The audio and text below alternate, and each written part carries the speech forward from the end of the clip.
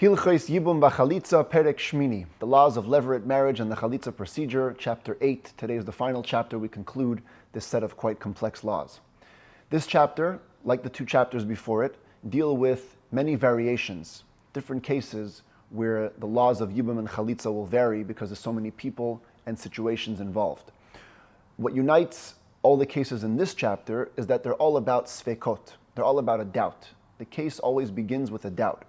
Either a doubt about the relationship, which creates the issue of Yibum or Chalitza, or a doubt about the status of the person involved in the relationship, as we shall see as we go through this entire chapter. The Rambam begins, Halacha Aleph, Misha Kidesh, Achas Mishtei Achoyos. There is a man who handed a ring to one of two sisters. Ve'ein yodua eza mehen kidesh. And he does not know which one he consecrated. Now, this creates a problem. When you don't know which one of the sisters you consecrated, you cannot marry either of them, because of course, you cannot be married to two sisters at the same time. And if, let's say, this was the one who you really consecrated, and then you go ahead and marry this one, you'll be effectively married to two sisters, which is impossible. So you can't marry any of them. But you're kind of bound in a doubtful way to both of them. V'meis, then this guy in the middle who gave this doubtful ring dies. V'loi ach echad. And he has a single brother. The single brother now has to do Yibum to one of them, but we're not sure which one. Says the Rambam, he certainly cannot marry any one of them, because he's under the same prohibition as his brother. Just like the person who gave the ring cannot marry either of them for fear that he's meeting the sister of his wife. So to here, they both become an erva. He cannot marry either of them specifically because he doesn't know that it's for sure his brother's wife or not. So therefore what he has to do is he has to do chalitza to both of them. They're both under a doubtful bond. They both have to dissolve the bond in the most basic way, do chalitza. What if he had two brothers? So one of them should do chalitza to one of the women in the beginning. That would dissolve this bond, if there even was one. And after the first brother does chalitza, the second one can do yibum and marry the second sister, either way. If indeed this is the woman who was consecrated by his brother, and therefore is the real one who falls to Yibum, well then, he did Yibum with her as is the protocol. And if she wasn't really the wife of his brother, in other words, it was this woman who was really consecrated, and the earlier brother already took care of that with chalitza, well then this woman is like a regular stranger. He has simply married a woman from any other woman in the world. Whereas the sister, who was indeed the wife of his brother, was already taken care of with chalitza. But it has to follow that order. You must do the chalitza first, dissolve that bond, and then do the yibum. This brother cannot take action first and do the yibum, because perhaps it's really this woman who was consecrated by his brother. That's the woman who he is supposed to take care of with either Yibum or Chalitza. She is called Zikuka. She is under a bond to him. And if by marrying this woman, it will turn out that he has married the relative of a woman who's actually bound to him, which is prohibited. So first, take care of the first woman, do Chalitza, dissolve the bond. Therefore, even if she is the one to have really been married, now you're simply marrying another woman, and it's totally fine. However, Kadmu Shnei Ha'achim, if both brothers took action and married both of the women, we are not going to dissolve the marriage. Now the bottom line is somebody violated a rabbinic prohibition. Somebody married a woman who he wasn't supposed to marry. But since we're in doubt, whenever we're in doubt about rabbinic laws, we have a rule, Sfeika derabanan lekula. A doubt of a rabbinic origin is to be ruled leniently. So over here, after the fact, they're both married, we'll let them stay. We don't take them out of their hands. Says the Rambam halacha beis, shnayim shekidshu shtei achoyos. We have two men, these are the two red men, who consecrated two sisters. Now, like in the last case where the one man was in doubt which sister he consecrated, here we have two men in doubt. Each one knows that he handed one of the sisters a ring. He doesn't know though which one it was. And both of these men died. These men are not brothers, I should say that. The two women here are sisters. The two men here are not related. They simply, each one are involved with one of the sisters. Laze'ach v'laze'ach, and the case is where each of the dead husbands has a brother. So Mr. Orange here on the right is the brother of this Mr. Red. Mr. Orange here on the left is a brother of this Mr. Red. They are each, because their brothers have died, kind of bound to two women, because they're not sure which one was the one that their brother consecrated. Says the Rambam, Zeh chayletz lishteyen v'zeh chayletz lishtehen. Each brother must do chalitza with both of the sisters, because perhaps each one is the one bound to him. Lazeh ach echad v'lazeh shnayim. What if the case is that one of them has one brother, but one of them has actually two brothers? So Mr. Orange here is the single brother of Mr. Red on the right, but here Mr. Red on the left actually has two brothers. So kind of like in the last halacha, where it was just one man at issue with two sisters. Both brothers, one was able to do chalitza, one was able to do yibum. Here, simply do the same process, but first have this guy do chalitza. In other words, dissolve all possible bonds, and then do yibum if you'd like. Hayechidi chaylet lishteyan batchila. The one brother on this side does chalitza to both of the women. I know the arrow points only to one, but it should really be to both. He does chalitza to both women to dissolve the bond, any bond that his brother may have had, just in case this was the one his brother consecrated, he'd do chalitza with her. If it was that one, he'd do chalitza with her. Now, his possession, Mr. Orange on the right's possession, has been totally removed from these women. And now, the entire left of this screen basically turns into the case in the last halacha. V'hashnayin, the remaining two brothers, echad chayletz rishayna v'hasheni meyabim. One should perform chalitza first with both of the women, and or even with one of them actually, and the second one can do yibum. Same principle. Which one is the one that your brother consecrated? If it's this one, she's already gotten chalitza, and you've married any random woman. If this indeed was the woman that your brother consecrated, well, great news. You did yibum, perfect. Go home and live happily ever after. Same thing over here. Once this brother had dissolved his bond by doing chalitza, if both of these brothers went ahead and did yibum, one to each of the women, ein maitzin miyadam, we're not going to take it out of their hands. Again, same idea, there's a rabbinic prohibition involved. A doubt about the rabbinic prohibition always is ruled leniently. And this applies even if they were priests. And technically a Kohen shouldn't marry a woman who has had chalitza done to her. Because the chalitza done by this guy was only done out of doubt. And the whole prohibition of a woman who has had chalitza done to her to marry a Kohen is also rabbinic in origin. So since all the chalitzas done over here were done in doubt, and the prohibition of a chalutza to a Kohen is also rabbinic, will be sfeik chalutza le gazru. The rabbis never imposed their decree in a case of doubt whether a woman bichlal in general is a woman who has had chalitza done to her. In other words, one of them for sure needed to have chalitza, that's true, but you don't know which one. So when they come to marry these two brothers who are Kohanim, each one will say, maybe I'm not the real one who was supposed to get chalitza from the other brother, maybe I'm just a regular woman, and the chalitza done to me was worthless. I don't even know if I am a chalutza. And therefore, both of these men, if they married after the fact, and they're Kohanim, we're not going to take them out of their hands. Halacha Gimel, hayu lazeh shnei achin, v'lazeh shnei achin. So here we have the case as follows. Here we have it on the screen. Two men were in doubt about their relationships with two sisters. Each one may have consecrated this one or the other one, and each one has two brothers. And now they died. Says the Rambam, Achiv shel zeh chayletz la'achas, v'achiv shel zeh chayletz la'acheres. One brother of Mr. Red on the right should do chalitza to one woman. Here you have chalitza going to this woman here. The one brother on the other side should do chalitza to the other woman. And then, the second brother on this side should do yibum with the one who chalitza was done with from the brother on the other side. And the second brother on this side should do yibum with the woman who had chalitza done to her from the brother on the other side. In other words, what's happening here is essentially the same thing that happened in the first halacha, just twice. On this side, what we have happening is one brother doing chalitza to one of the women, dissolving the bond. Even if she was the real wife, the bond is dissolved. And then the second brother can do yibum with the other woman because either she's the real wife, in which case yibum is okay, or she's not, in which case he simply married somebody else. The same thing takes place on this side. he does chalitza to one of the women, dissolves the bond, then he can do yibum.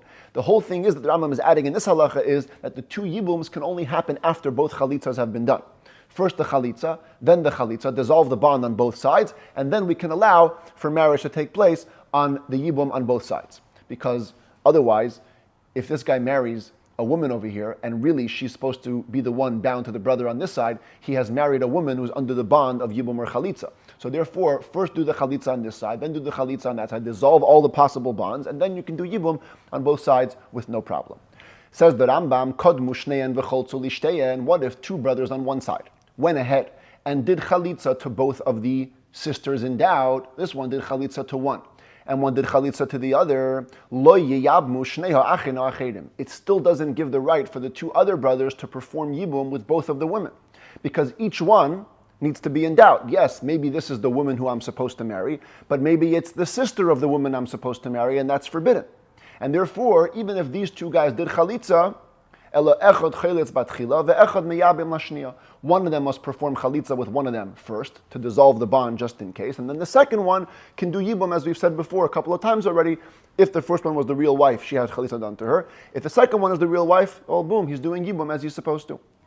However, if the first two brothers did chalitza, and then the second two brothers didn't ask, so they simply went ahead and both married one of the women. So like we had a few cases already, when two brothers marry two sisters that are in doubt, since only a rabbinic doubt, we're going to let it go, and after the fact, we're not going to force them out of the marriage. Says the Rambam halacha dalit. This is going to be quite an interesting case. Please try to follow. Ha'isha shahayu labanim v'hayu lekalasa banim. There's a woman who had sons, and her daughter-in-law also had sons. So here we have a woman, the mother-in-law, she's got two sons. There's her daughter-in-law, one of the sons is married to the daughter-in-law. Daughter-in-law also has two sons. V'nis abra ha'isha, v'nis abra kalasa. Then, both the mother-in-law and the daughter-in-law became pregnant again. They're both giving birth to a third son. But they gave birth together in one hidden place. And the two boys got mixed up. Here are the sons.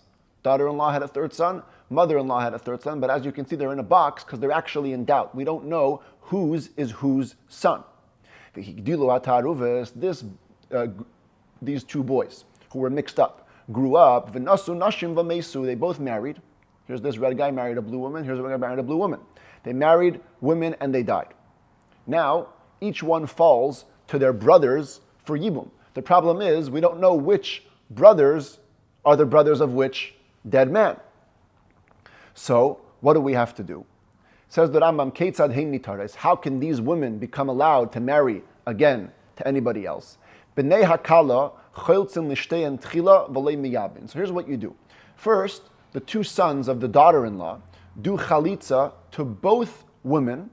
They cannot do yibum because shekol achas mehen safek shehi eshes achiv. Each one is under a doubt that maybe she is the wife of his brother, v'tia muteres le, and therefore permitted to him. Safek shehi eshes achi aviv, but it might be the wife of a paternal uncle, v'hi erva, which is a biblical prohibition. It's a fascinating concept. This brother right here, if they're the actual brother, if he's the son of the daughter-in-law, then this woman is their brother's wife, who they have a mitzvah to marry in the name of Yibum. But if this brother is really the son of the mother-in-law, well, then it turns out that the wife here is the wife of their uncle. The wife of your uncle is biblically prohibited. So they must do chalitza. They have to dissolve the bond, but only with chalitza. They cannot do yibum.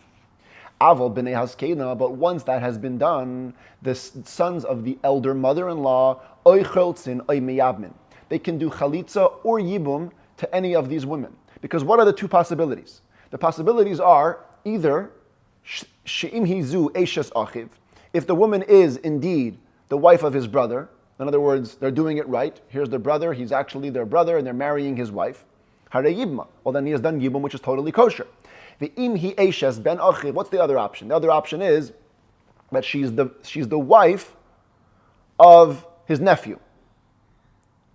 Okay, the wife of your nephew, if your nephew dies and does chalitza, it's okay.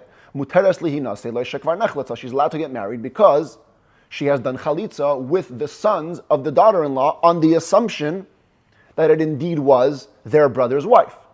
So on either count, she's permitted. If she's actually the wife of the brother, good Yibum. If she's the wife of the nephew, since these people did Chalitza first, they've taken care of that bond, they've dissolved that bond, and you're allowed to marry the wife of your nephew. Says the Rambam, let's complicate the case further. The opposite happened. Okay? Take a look here. We have the mother-in-law, we have the daughter-in-law. They both have sons. This time it's the sons, the known sons, in other words, the sons who we know their identity. They're the ones that are married. And the two sons here that are confused are the ones that are going to have to do the Yibum or the Chalitza. Mesu habanim hayiduyim shel zakena v'shel kalasa, the sons who were known to be the sons of the mother-in-law and the sons of the daughter-in-law. They are the ones who died, each one leaving behind some wives. But the sons whose identity got mixed up are still alive. So now, what do we have to do over here? Each one has to wonder, maybe these are my brother's wives, maybe these are my brother's wives. Therefore, the Rambam says, both of these confused boys, when it comes to the wives from the older generation, the wives of the sons of the mother-in-law, they need to do Chalitza. Because the only possibility for permission to do Yibum is that perhaps he is indeed another son of the mother-in-law, in which case they'd be the brother's wife. But the other possibility is that maybe this son is indeed the son of the daughter-in-law, in which case they're about to marry their uncle's wife, which is forbidden. So the only way to dissolve the bond is Chalitza. She is fake Esha Sachi Aviv, Shehi Ervala, because each woman here is in doubt. Perhaps she's the wife of his paternal uncle, which is biblically prohibited. Fake Esha Sachiv, She Mutaras Liyabma, and the other possibility is maybe she is indeed the brother's wife, in which case it's permitted to do Yibum. Because you have a possibility of bumping into a negative prohibition, you cannot do any Yibum. But when it comes to dealing with these wives, the wives of the sons of the daughter-in-law, so then one of them simply does Chalitza, and the other one can do Yibum at any rate. Im ben hakala hu shechalatz tchila, because let's say this guy was indeed the brother, because he's a son of a daughter-in-law, and he did Chalitza. Well, he was the one who was supposed to do Chalitza, so he dissolved the bond. And he has done Chalitza to the wife of his brother, leaving the second one to be the son of the elder woman. He's allowed to marry the wife of his nephew, so long as she had Chalitza done from her Yavam, which in this case actually happened. The other possibility is maybe not. Maybe the guy who did the Chalitza was really the son of the mother-in-law. He wasn't the brother. He wasn't the real guy who was supposed to do Chalitza. So his Chalitza is meaningless. Who is then supposed to do Chalitza or Yibum? The other brother knew. That's what he wants to do. He wants to marry the woman. If the one who did Chalitza really is the son of the older woman, turns out he has done Chalitza to the wife of his nephew, a meaningless act, leaving the second person in the mix to be the real son of the daughter-in-law, in which case he has done Yibum with the wife of his brother, a perfectly good mitzvah. Halacha vav, we have a woman who was married to one man. This man died, and she didn't follow protocol. She did not wait the 90 days, the 3 months after her husband's death. V'nises v'yalda, she got married again, and she gave birth.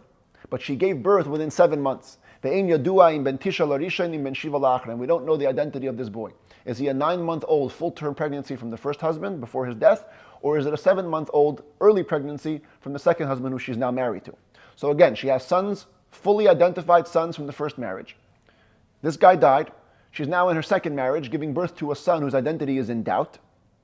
And then, she has children both from the first husband and from the second husband who are for sure the second husband's children. In other words, she stayed married to him. After a couple of years, they became pregnant again, and she has now 2 sons on this side as well. So 2 sons for sure belong to the first husband, 2 sons for sure belong to the second husband. There's 1 son in the middle who we don't know his status. Were this doubtful son to die after he marries childless, now we don't know who are the brothers. Who are the brothers who need to do Yibum or Chalitza to this woman? Says the Rambam, both the sons on this side and the sons on that side have no choice but to do Chalitza. They cannot do Yibum. They cannot take her in marriage. Because each one who's going to come to do Yibum, maybe he's not a paternal brother. You are definitely a maternal brother. But when you have a maternal brother who has a wife, she's actually always forbidden to you as a biblical prohibition. Only a paternal brother can do Yibum and override the prohibition of a brother's wife. If it's only a maternal brother, that's not allowed. So therefore, no brother can come close and say, I'm going to marry her. Maybe you're only maternally related and not paternally related. Says the Rambam, the same thing would happen on the flip side. The opposite case, okay? We have the sons, again, the identified sons from each marriage, and the son here in the middle. The identified sons are the one who died. And now this guy needs to approach, not knowing which one does he share a father with, to do Yibum or Chalitza. This son, if his identity is in doubt, he can only do Chalitza to their wives. In case they die, he cannot do Yibum. Because if he approaches this wife to do Yibum, what are they going to say? Maybe we're not paternal brothers. If we're not paternal brothers, you can't marry the wife. And when he goes on this side, same thing's going to happen. Maybe they're not paternal brothers, and she can't take his wife in Yibum. Therefore, he must dissolve the bond only through a Chalitza. Says the Rambam, let's expand the case even further. Okay? We have the same woman married to two men. First to one man, died, then to the other man, and had a pregnancy that was early and not clear to which man they belonged. And then there was another brother, Haya ben Larishainu ben Lasheni. Each man had a son. The first man had a son, second man had a son. Not from the woman who married within her time. In other words, the only descendant of this woman that's shared with these two men is this doubtful descendant. The other brothers are from a different wife. So their only possible relationship is paternal. Again, follow this. In the earlier case, they were certainly maternally related in all the sides. The question was only if they're related paternally. In this case, the brothers can maximum be related paternally or not related at all. They're from two different couples. Again, either these two share a father, or if this is really his son, then these two don't share any parents at all. Same thing on this side. So the Rambam says again, Haya ben Larishainu ben Lasheni shalei ishazu shenises pesech zman. Each husband had a son, not from the wife who was married within the time. Umeis echad mehen, and one of the sons was married and died childless. Harei haben asafek chayletz le'esha zeh shemeis oy meyabim. Here, it works to his advantage. This man can choose to do whatever he wants. He can do chalitza or yibum. What are the two possibilities? She'im achiv me'avivu, if this man indeed was his paternal brother, in other words, he was born from this father, such that he's now a paternal brother with Mr. Red on the right. So then, by marrying the woman, he has done yibum to his wife, as he should. If he's not the paternal brother, that means there's no brotherhood between them at all. They're not related at all, not maternally, not paternally. So you can marry his wife like you can marry any dead man's wife. It's a regular widow. There's no other brothers to take care of Yibum or Chalitza. He can do whatever he wants. He can get married, and on either account, he'll be fine. Halacha ches, if the inverse were true. Meis haben hasafik. If the son whose identity was in doubt, he died. Now both brothers here on the side, they're not sure, is he my paternal brother or your paternal brother? He's one of our paternal brothers, but we're not sure.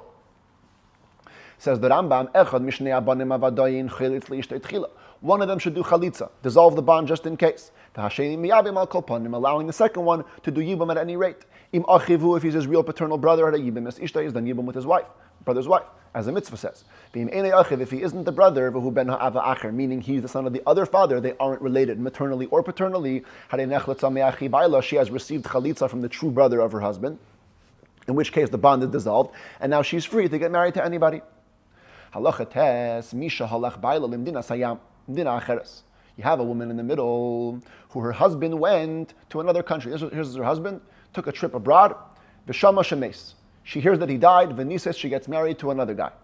Then the first guy shows up. When the first guy shows up, we've seen in the laws of divorce, this creates big problems for the marriage. The marriage now is, of course, undermined. Umeisu shneyan. And now they both die. V'lozeh achin, v'lozeh achin. Each one has brothers. The question is, which brother is responsible to do yibum? In other words, which husband is the real husband who is leaving his wife childless and needs their brothers to do yibum? since we don't know, Achiv shel zeh, Achiv shel zeh, Achiv shel zeh, chiltzin v'lei miyabmin. The brothers on both sides need to do chalitza. They, of course, cannot do Yibum. They cannot do Yibum because the woman may be actually prohibited to them. Halacha Yud, the Rambam closes with the following case. Chamesh nashim. We have 5 women. Those are the 5 moms on the top. Shahaya l'chal achas mehen ben yodua. They all had one son whose identity was established. That's the orange ones in the second row. Each one has a son whose identity is clear that it belongs to her. Then, v'nis arvu chamishtan. Other text should say v'nis abru chamishtan. All 5 women became pregnant. They gave birth together in one small closed spot to 5 sons who all got mixed up. In other words, each one certainly has a son. One of these reds belongs to each of the women, but we're not sure to which women they each belong. The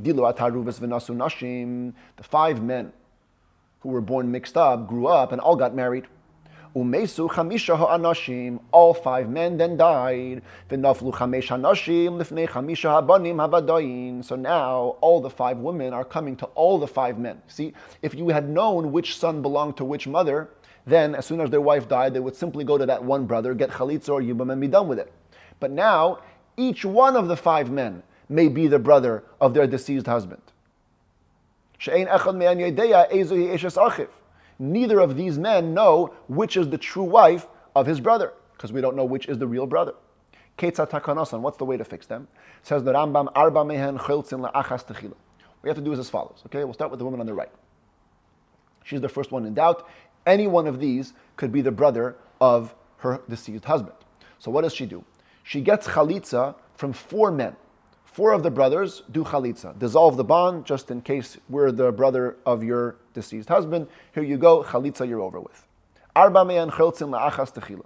The hachamishi, the 5th brother, yisa zu shenechlitza arba chalitzos al kolponim, should then, and could then, marry this woman, if he desires, at any rate. Why? What are the possibilities? Ketzat. What does it look like practically? Im eishes achiv hi, if indeed she is the wife of his brother, in other words, this guy was the real brother of this guy, well then, hara yibem maisa. He has done yibum, totally fine. V'im eino eishes achiv, if she's not the wife of his brother, in other words, it's one of the 4 other men who are really the brother of the deceased husband, hare hi eishes ach echad me'arba. That means she's then the wife of any of the other 4 brothers. They've all done chalitza already, which leaves her open to be married to anybody, including this guy. And the same process should be followed for the second woman.